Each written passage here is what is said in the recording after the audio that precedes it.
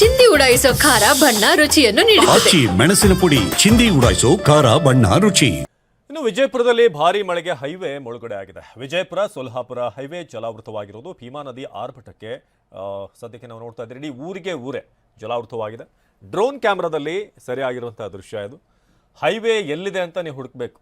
ಅಷ್ಟರ ಮಟ್ಟಿಗೆ ಕಂಪ್ಲೀಟ್ ಆ ಡಿವೈಡರ್ ಎಲ್ಲವೂ ಕೂಡ ಮುಳುಗೋಗಿದೆ. ಡ್ರೋನ್ನಲ್ಲಿ ಸರಿಯಾಗಿರುವಂಥ ದೃಶ್ಯ ಇದು. ನೀವೀಗ ನೋಡ್ತಾ ಇರೋದು ವಿಜಯಪುರದ ದೃಶ್ಯಗಳನ್ನು. ಸೊಲ್ಹಾಪುರ ಹೈವೇ ಇದು.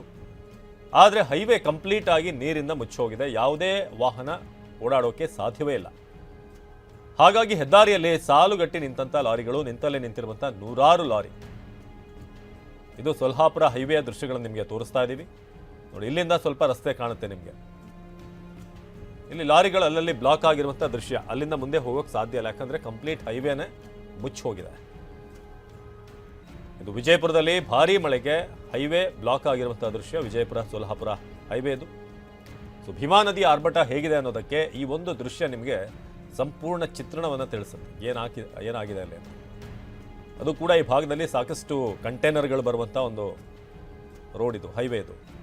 ಹಾಗಾಗಿ ಅಲ್ಲಲ್ಲೇ ಭಾಳಷ್ಟು ಬೇಕಾಗುವಂಥ ಸರಕು ಸಂಜಾಮ್ ಎಲ್ಲವೂ ಕೂಡ ಅಲ್ಲೇ ಬ್ಲಾಕ್ ಆಗಿದೆ.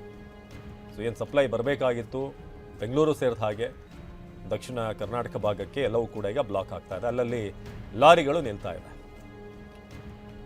ಸೊ ಸೊಲ್ಹಾಪುರ ಹೈವೇನ ಒಂದು ಡ್ರೋನ್ ದೃಶ್ಯ ನೀವು ನೋಡ್ತಾ ಇದ್ದೀರಿ. ಈಗ ಕೆಲವೊಂದು ಕಡೆ ಒಂದು ಸೈಡ್ ಅವಕಾಶ ಇದೆ, ಆದರೆ ಕೆಲವೊಂದಷ್ಟು ಕಡೆ ಎರಡೂ ಕಡೆ ಕೂಡ ಕಂಪ್ಲೀಟ್ ಆಗಿ ನೀರು ತುಂಬಿಕೊಂಡಿರೋದ್ರಿಂದ ಅಲ್ಲಿಂದ ಮುಂದೆ ಯಾವುದೇ ವೆಹಿಕಲ್ ಕೂಡ ಹೋಗೋಕೆ ಸಾಧ್ಯವಾಗ್ತಾ ಇಲ್ಲ.